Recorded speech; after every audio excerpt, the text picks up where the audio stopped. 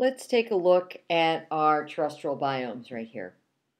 In this graph, it shows all the different biomes, and we know that terrestrial means land biomes. If you take a look at the left-hand column of our graph here, it goes from 0 to 400 centimeters, and that's your annual precipitation. Note that our tropical rainforest has an annual precipitation of about 275 centimeters to well over 400 centimeters. Our least amount of rainfall comes down in our desert area, which is 0 to about 75 centimeters of annual rainfall. Notice that our seasonal forests that fall in the middle have the range from about 75 centimeters to about 275 centimeters. The tropical season forest obviously is going to have more vegetation in it than the forest or the savanna.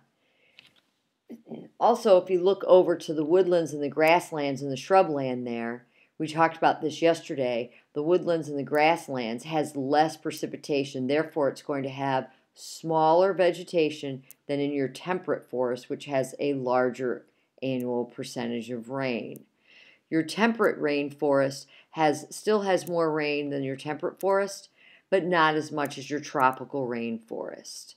Notice that our tundra all the way over here at the end has our lowest temperature range, close to minus 15 degrees Celsius, and a very small amount of precipitation. Still not as small as the amount of precipitation as in our desert. But please note on our desert the difference in the temperature range. Our temperature ranges range from, somewhere where below 0 degrees Celsius up to 30 degrees Celsius. Remember that our average, room temperature, 70-ish degrees, is right around those early 20s in terms of Celsius. That's 70 degrees Fahrenheit in terms of Celsius.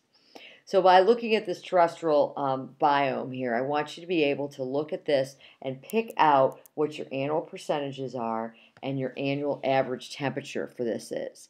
This one will be on the test, and it's important that you're able to pick out the different parts to it.